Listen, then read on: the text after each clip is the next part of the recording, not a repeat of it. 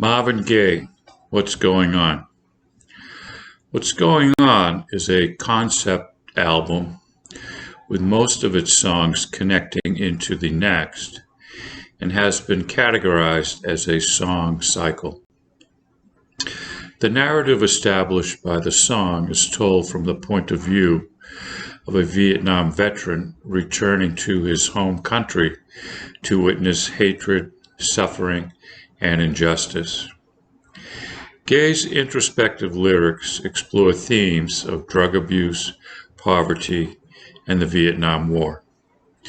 He has also been credited with promoting awareness of ecological issues before the public outcry over them had become prominent. The song What's Going On was written by a musical friend who witnessed an act of police brutality and violence committed on anti-Vietnam War protesters who had been protesting at a California park. Quote, I saw this and started wondering what was going on. What is happening here?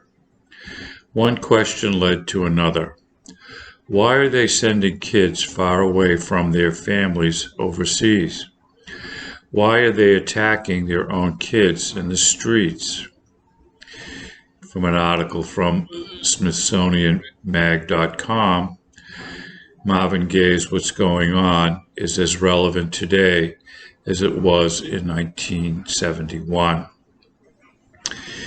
50 years ago, the artist released Motown's best-selling album ever and changed the course of his musical career by Tiana Steptoe. Motown wasn't really known for its politically conscious music. Then came What's Going On. Released on May 21st, 1971, at the height of the Vietnam War, Marvin Gaye's album became a monster, sprawling 3 hit singles on its way to becoming Motown's best-selling album to date. The album was marked by a turning point for Motown and for Marvin Gaye as an artist. The author of this article, Tiana Steptoe, states, as a scholar of race and culture in the U.S., and the host of a weekly radio show, Soul Stories, I am struck by how many of the themes Gaye explores remain as relevant today as they were when he first wrote about them 50 years ago.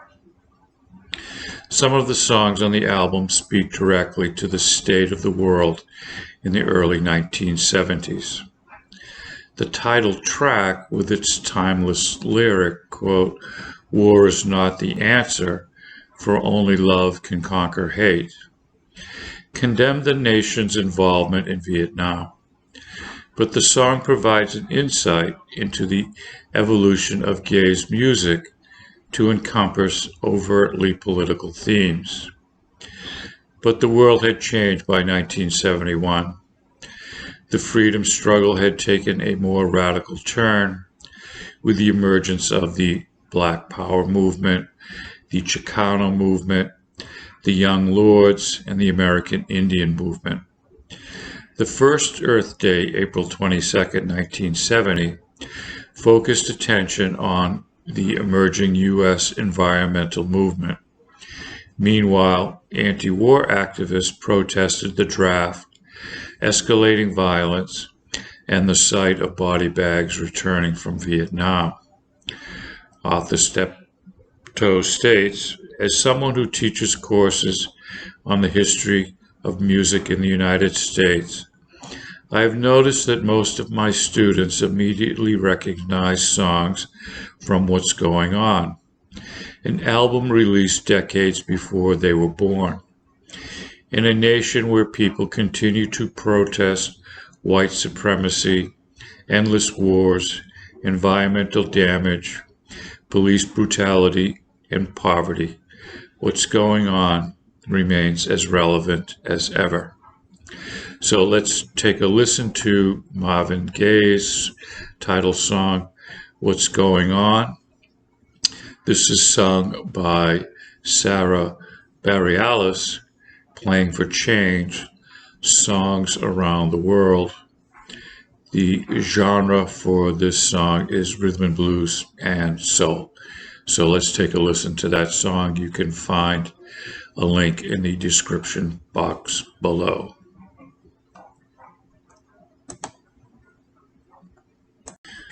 William Martin Joel, Billy Joel, New York State of Mind. Joel was born in 1949 in the Bronx, New York, and grew up on Long Island, both places that influenced his music. He started taking piano lessons at age 4. His father was born in Germany and left to escape World War II. He was a businessman. His mother was from Brooklyn, New York. Joel attended high school until 1967, but he did not graduate with his class. He graduated 25 years later. Joel's parents were both born into Jewish families, but he was not raised Jewish. He attended a Roman Catholic church with friends. He now identifies as an atheist. New York State of Mind. New York City has a charm all its own. Legendary singer-songwriter Billy Joel had been living in Los Angeles for a few years back in the early 1970s, but he felt the East Coast gently tugging on his heart. Once he moved back home, he was inspired to write a dedication amidst the city's own turmoils with crime and drugs. Quote, "A lot of bad things were happening in New York then. There was a lot of crime, drugs were out of control, the city looked bad, it was really dirty. I wanted to write an anthem for it."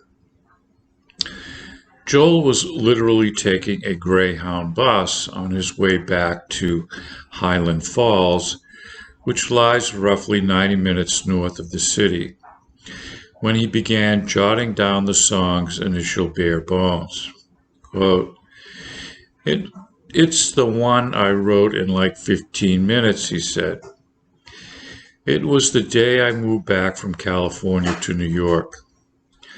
I'm sitting on the bus, and I started scribbling in a notebook. I got to the house where my wife was waiting. I said, I got to write this song right now. Of course, over the decades, the song has taken on various meanings. Following the 9/11 terrorist attacks, the ballad became an anthem of patriotism. When we did the song at the telethon immediately after 9/11, the concert for New York City, everybody was just about in tears trying to get through the song, he said, in the same Newsday story. Like a eulogy, it was difficult to get through. He added, I just kept staring at that fireman's helmet on the piano, and I just kept thinking, just look at the helmet. Just look at the helmet. Don't think about what you're feeling right now. Think about the guy who wore that helmet and do the song. What does it mean to be a New Yorker? New York City, a city full of dazzling lights, incredible food, and the most self-assured people in the world. Either adored or completely hated, New York is a place where there is no middle ground. You are either are or aren't from here, and you either do or don't like it here. Velvet Braham, who lives in New York City, says, I love that song. For me, it's about rolling out of bed on a Sunday morning, walking 1 or 2 blocks to pick up a bagel and coffee for breakfast, and the giant weekend edition of the New York Times. You fall back into bed and read it cover to cover. You do the crossword in pen. Well, you tell people you finished it in pen. Bonus points if your corner store has a cat to keep the mice away. Hell, you probably have a cat for the same reason. It's about people. So many people living in close quarters. We hear our neighbors walking on our ceiling. Our neighbors hear us walking on theirs. On hot summer nights, we are all out on our fire escapes. It's about a city of people of all colors, of all religions, of all levels of wealth and poverty. So many languages are spoken in New York, you couldn't keep track of it if you tried. Instead, you learn how to say hello, good morning, how are you, in maybe a dozen languages, and coast by on that. Except for your corner store, you know exactly how to order your coffee there in Spanish or Korean or Mandarin. You know which places are closed on the Sabbath. It's about finding the one place you like to go for a cold beer and a quick meal, where you know the staff and they know you. And then everyone else feels the place and it becomes too busy and or the rent rises until they close and you have to find a new secret favorite place. Repeat. It's about working hard, being scrupulous about finances, being predatory about finding the perfect apartment with the perfect supervisor. It's about wandering the museums for hours on a whim. The Temple of Verdure, Monet's, the water lilies, Dali's, the persistence of memory. There's a Picasso goat statue on the roof of MoMA that I love. The dinosaurs in the Museum of Natural History. The Rose Center for Earth and Space. Central Park, theaters. More theater shows than you could possibly watch before they close. Comedy clubs, jazz bars, the Philharmonic Orchestra. Hop on the subway and ask people how to get somewhere.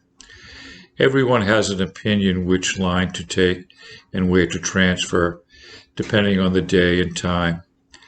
Ask the same people where to get the best pizza and get ready for an amazing debate. And they are all correct.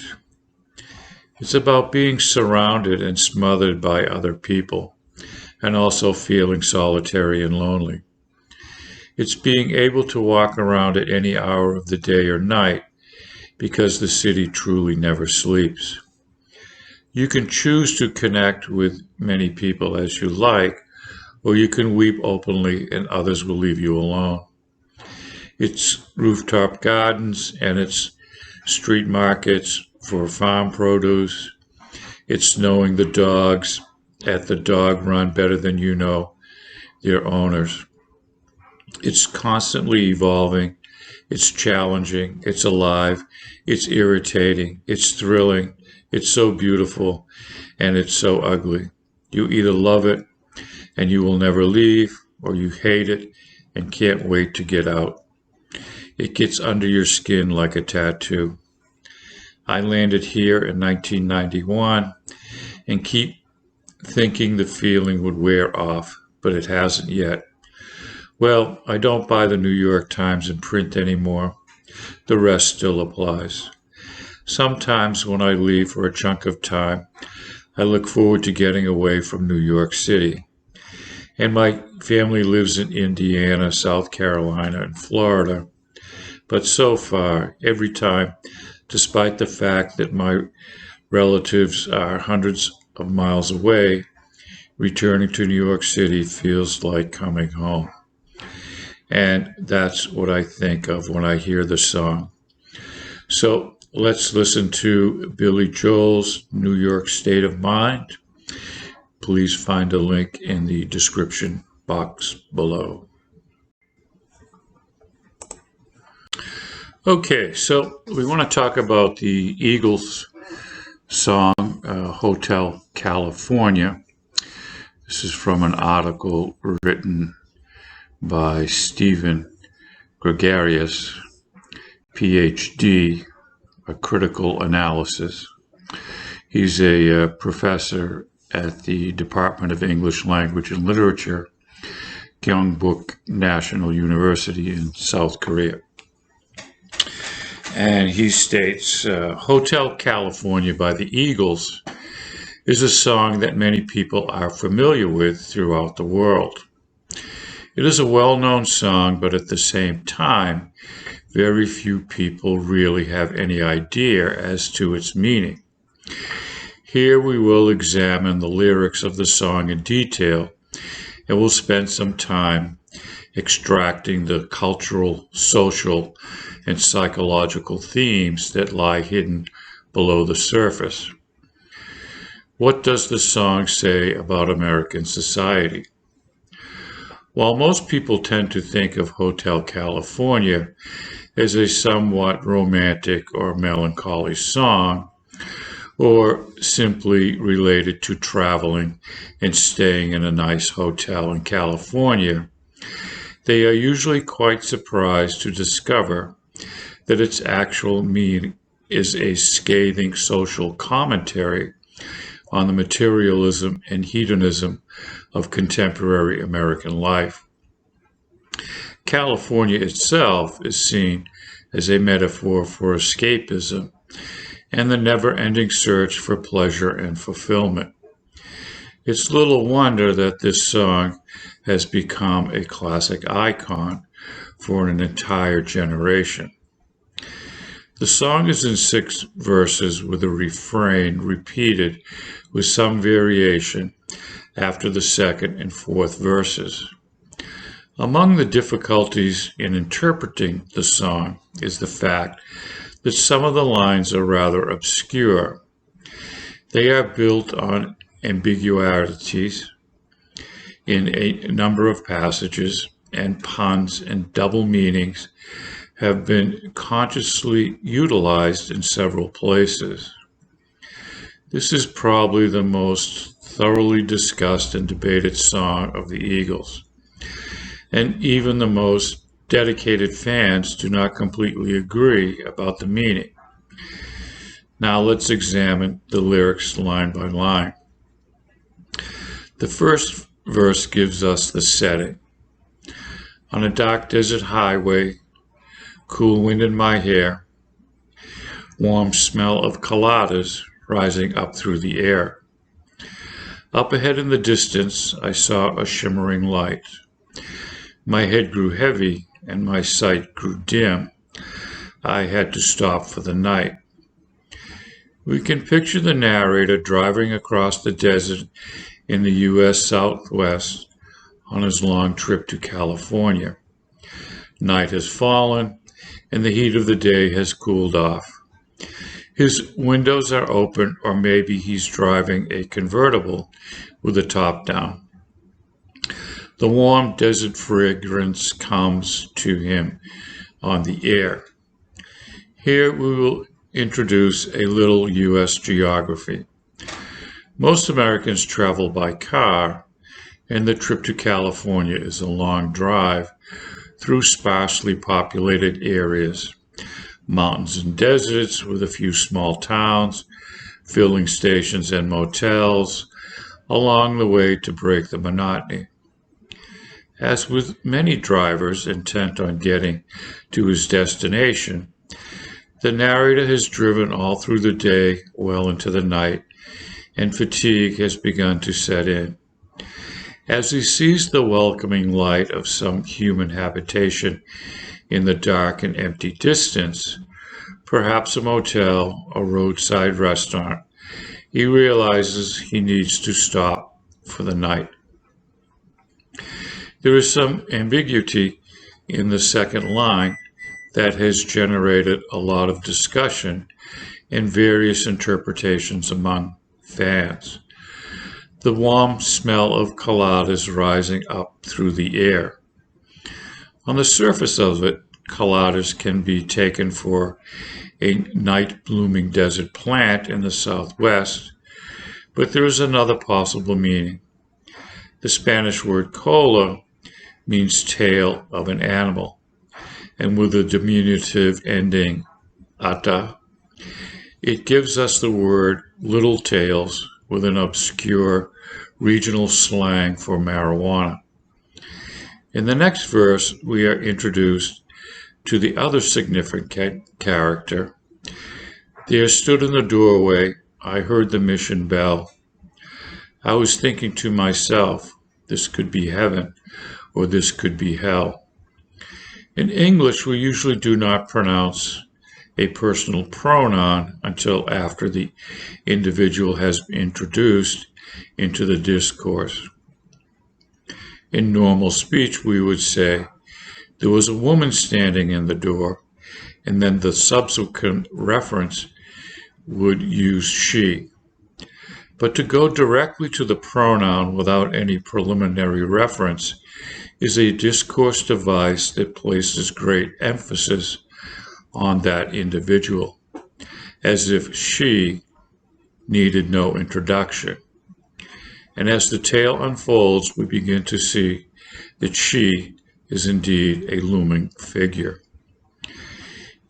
The line, I heard the mission bell, introduces several features. On the one hand, it gives us a sense of place.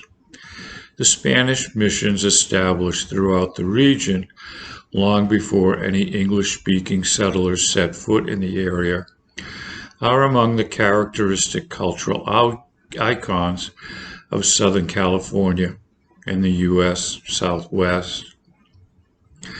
Many of the cities and towns of California grew up around missions. There is nothing more equivocative of the special character of the region than the sound of the ancient mission bells. A second theme may also be seen in the seemingly extraneous reference to the mission bell, an implication that something spiritual or otherworldly is involved. Additionally, there is an ambiguous two-sided significance to the Spanish mission bells.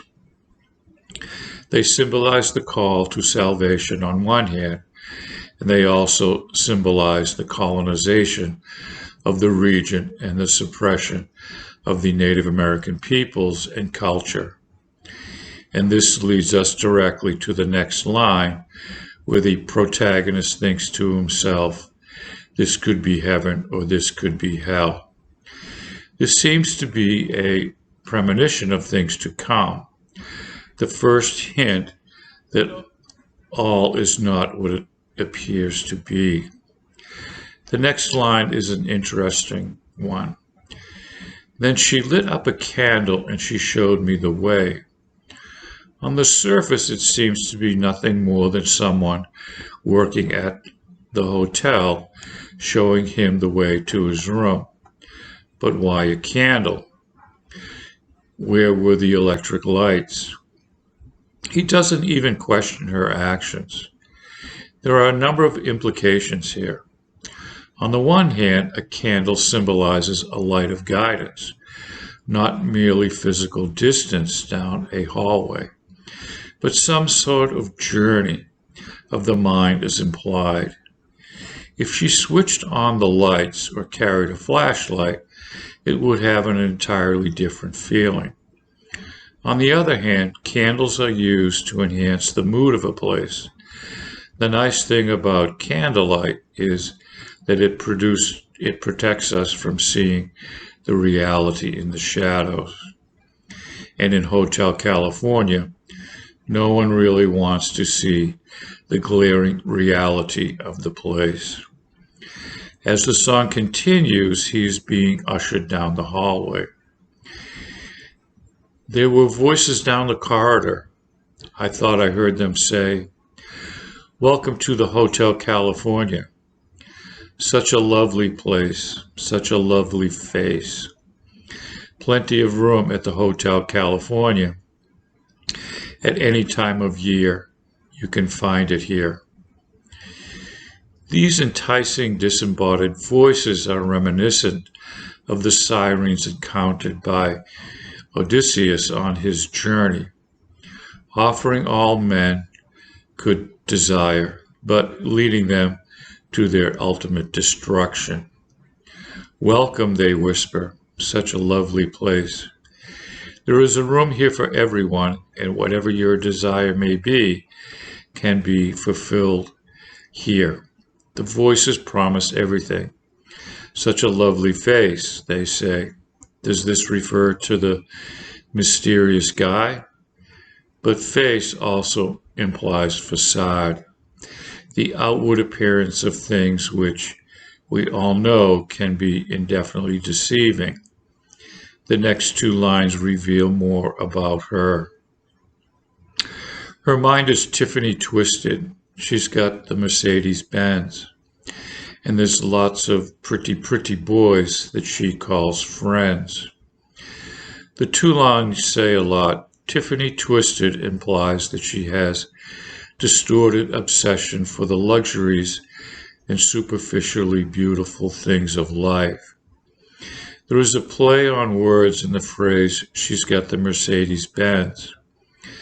The undisputed king of automobiles, Mercedes Benz, is here changed to Mercedes Benz, both words being pronounced the same. The implication here is that her taste for elegant and expensive cars is a manifestation of her too rapid and temporarily rise in social status. Although she seems confident and self-assured in her position, she is really living above her true state. And as one of the beautiful people with seemingly endless resources and appetites, she has attracted an assortment of pretty, pretty boys that she calls friends.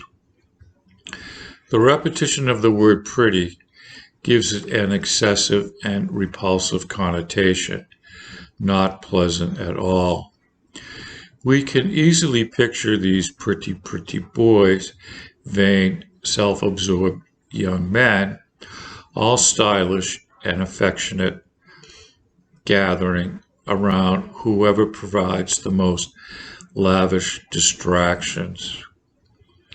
As if to emphasize the superficiality of their relationship, we are told they are those that she calls friends. How they dance in the courtyard, sweet summer sweat. Some dance to remember, some dance to forget. This shows us the scene in the pop social sense at the Hotel California. The frenzied dancing, the smell of sweat, sweet summer sweat, is a nice alliteration, but it also conveys a rather erotic connotation. Some dance to remember, some dance to forget, is one of the more memorable lines from this song. People like to dance for many reasons, not only because they enjoy dancing. This line focuses on the emptiness of people's lives. The frantic, hypnotic activity of the dance lets them momentarily forget their pointless daily existence and allows them to recapture a bit of self-forgotten youth past.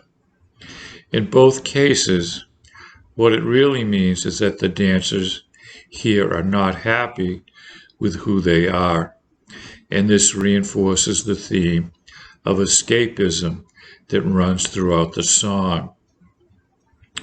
So I called up the captain. Please bring me my wine. He said, we haven't had that spirit here since 1969.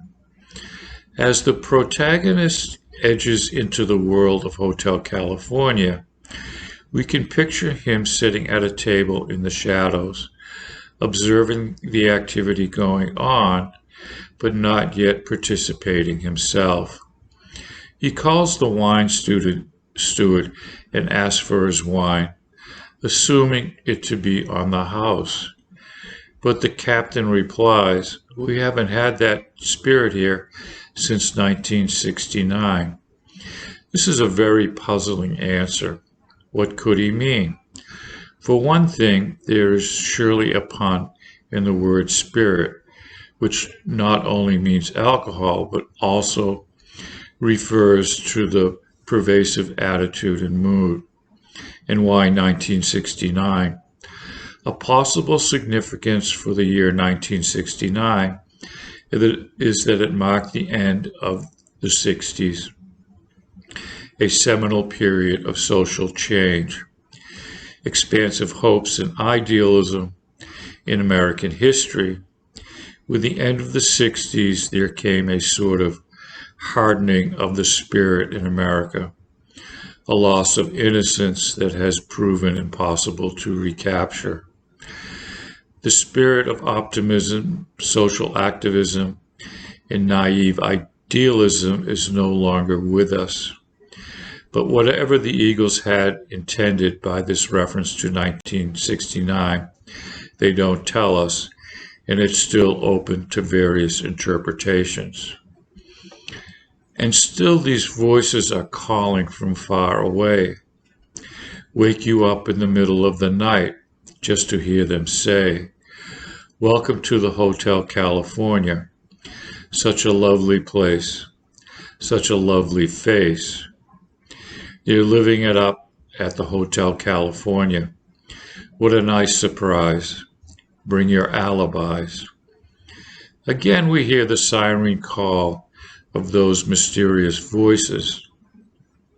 Are they the minions of the Hotel California? Or are they only within its own head? The voices are telling him, possibly with a sense of irony, that everyone is having a great time in the Hotel California. As previously the voices had promised that one's deepest desires could be fulfilled here, now they are telling him in essence that anything goes, that he can do whatever he wants to enjoy himself. No concerns with propriety, no inhibitions, no worry about the consequences of his acts need to bother him here. What a nice surprise, the voices tell him brightly. They came prepared to deny any responsibility. They advise him, bring your alibis.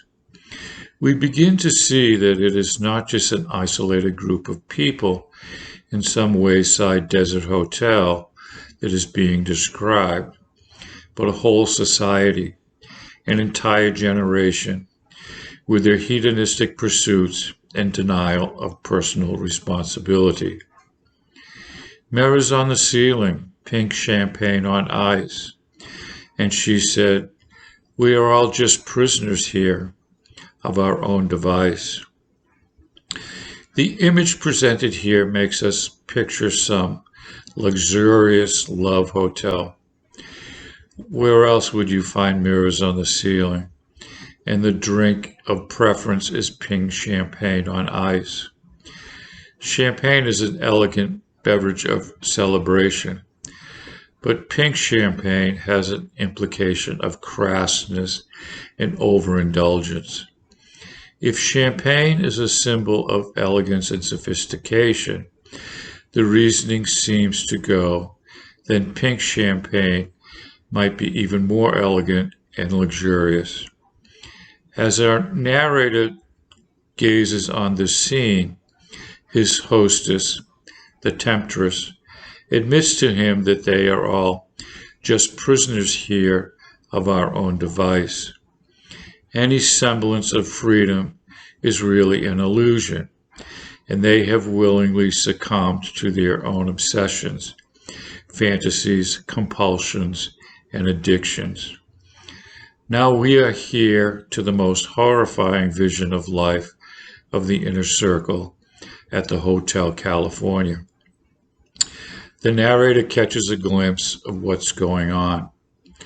And in the master's chambers, they gather for the feast. They stab it with their steely knives, but they just can't kill the beast. Behind the scene lurks the ominous master, who never really makes his appearance. Whatever they are feasting on seems unwillingly to be subdued. It is possible their own inner cravings. Repulsed with a sense of horror, the narrator flees the scene. He is so overwhelmed that he blocks the final images of that scene from his mind, loses his bearing, and frantically seeks a means of escape. The last thing I remember, I was running for the door. I had to find the passage back to the place I was before. He eventually finds himself back where he started, but the night clerk at the front desk informs him in a nonchalant way that there is no escape. "Relax," said the night man. "We are programmed to receive. You can check out of any time you like, but you can never leave." The terrible irony and finality of these words make this verse among the most memorable of the whole song. Trapped, like so many others. He can play at checking out, but he will never leave. And a final irony is the telling of the story itself. He is telling us the story, and we now know that he is still there in the Hotel California. So what does it all really mean? Is this a tale of a simple traveler who happened to stop at a desert resort hotel by chance and gets caught up in some local sordid scene? It could be nothing more than that. But I think, and most others think, that this song is a biting commentary on contemporary life in the United States. The song helped define a whole generation and touched a chord of recognition within the minds of countless Americans. The Hotel California is a symbol for California as a whole, and California itself is a metaphor for many themes in the American experience. Go west, young man, the search for new beginnings, the land of opportunity, the purveyor of tinseled dreams. For generations, California has epitomized the American frontier and all that it represents. All hopes for a new start in life and an escape from oppressive reality. And ironically, the theme of escape has come to overwhelm the theme of new beginnings. In many ways, California has come to represent much of the very best in American culture, and at the same time, much of the very worst. Of this latter, the obsessions with hedonistic pursuits and materialism, with escapism and indulgences of bizarre fantasies, with status seeking and the lure of being in the scene, and the denial of personal responsibility, are all portrayed in a most powerful and succinct way in the song.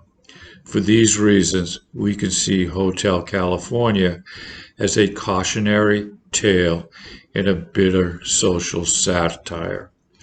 So let's take a listen to Hotel California by the Eagles. You can find a link in the description box below.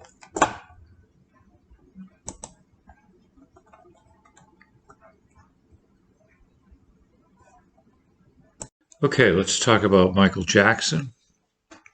Probably his number one most famous album is Thriller. So Jackson wanted to create an album where every song was a killer. With the ongoing backlash against disco, he moved in a new musical direction, resulting in a mix of pop, post-disco, rock, funk, and R&B sounds. Thriller foreshadows the contradictory themes of Jackson's personal life, as he began using a motif of paranoia and darker themes. With 32 million copies sold worldwide by the end of 1983, Thriller became the best-selling album of all time. It was the best-selling album of 1983 worldwide, and it was the first album to become the best-selling in the United States for 2 years, in 83 and 84. The album broke racial barriers in popular music, enabling Jackson's appearance on MTV and meeting with President Reagan at the White House. It was among the first to use music videos as promotional tools, and videos for Billie Jean, Beat It, and Thriller are credited for transforming music videos into a serious art form. The album's success set the standard for the music industry, with its songs, music videos, and promotional strategies influencing artists, record labels, producers, marketers, and choreographers. Thriller remains the best-selling album of all time, with sales of 70 million copies worldwide.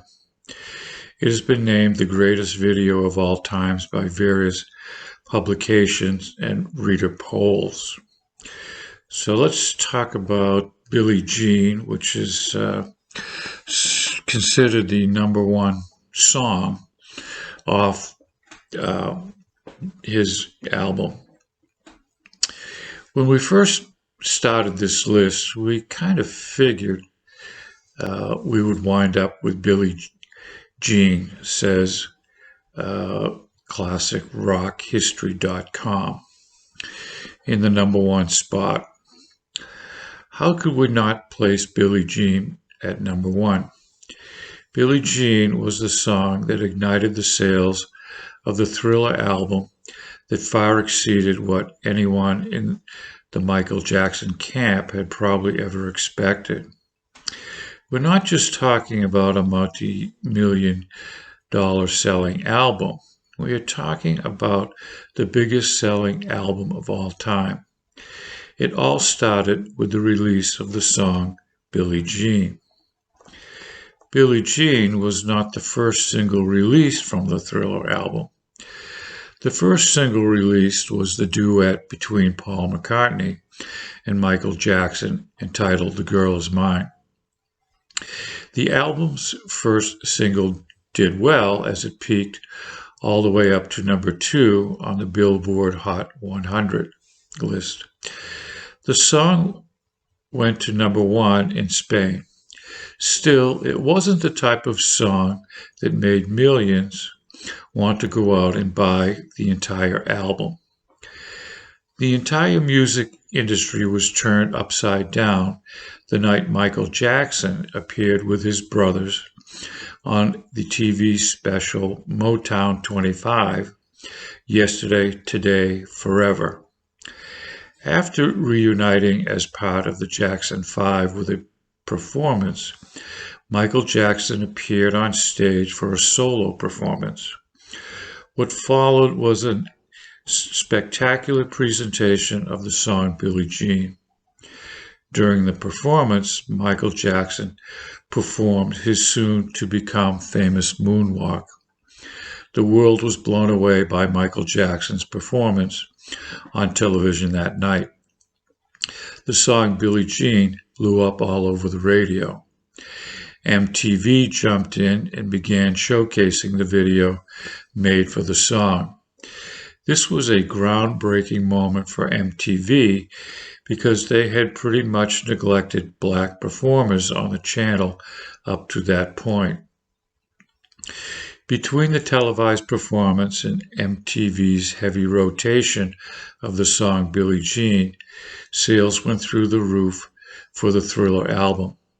It was the start of an unbelievable run of 7 straight singles released from the album, all breaking the Billboard Top 100s. So let's listen to a rendition of Michael Jackson's Billie Jean from the Thriller album.